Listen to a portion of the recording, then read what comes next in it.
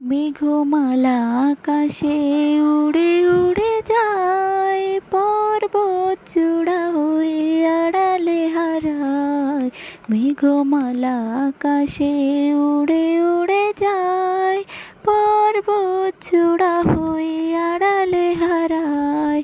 ফিরে আসে ধরাতলে সৃষ্টি কায়ায়, ধুয়ে যায় সবুজেরা আনন্দ তাই। মেঘমালা আকাশে উড়ে উড়ে যায়, পর্বত চূড়া হয়ে আড়ালে হারায়। আসসালামু আলাইকুম এভরিওয়ান, কি অবস্থা সবার, কেমন আছেন? আশা করি সবাই ভালো আছেন। আমিও আলহামদুলিল্লাহ অনেক ভালো আছেন। তো এতক্ষণ ধরে ভাবছেন যে আমি আজকে হঠাৎ করে কেন গজল গাচ্ছি।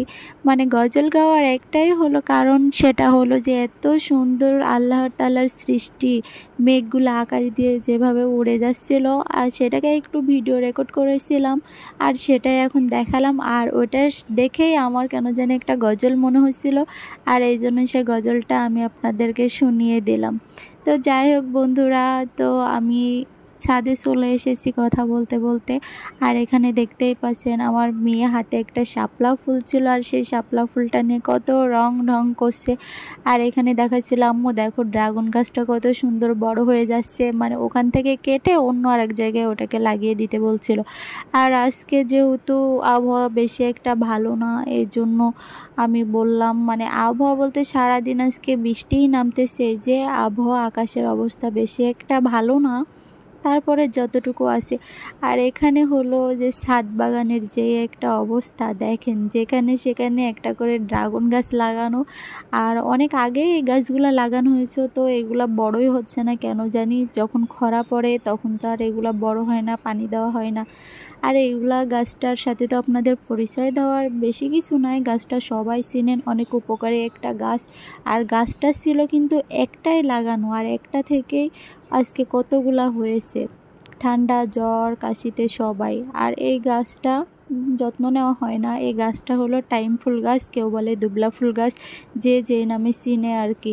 তো এটাকে ভালো মতো আমি ভাবছি মনে হয় এটাতে ফুল হয়েছে। এই গাছটা কয়দিন আগে একেবারে মুড়ে ধূসর উঠেছিল, আর এই যে বৃষ্টির পানিতে আটকিয়ে ছাদের কি অবস্থা হয়ে গেছে। আর আকাশটাও তত একটা বেশি আবহাওয়া ভালো দেখাচ্ছে না, এই যে চারিপাশটা দেখুন মেঘলা আর অন্ধকার হয়ে রয়েছে। যাই হোক, সারাদিন বৃষ্টি নামছে, তো গরমের ভিতরে আবার একটু বৃষ্টিও ভালো মানুষের। আবার বেশি বৃষ্টি হলে কি অসুখ বিসুখেরও একটা থাকে। তো দেখুন, আর এইদিকে যদি ছাদে আসতে পারে তাহলে এই যে যতক্ষণ পারে ও ভিজতেই থাকবে ভিজতেই থাকবে। ওর যেহেতু ঠান্ডা, এই কথাটা ওর মাথায় একেবারেই নিয়েও ভিজতেই থাকবে।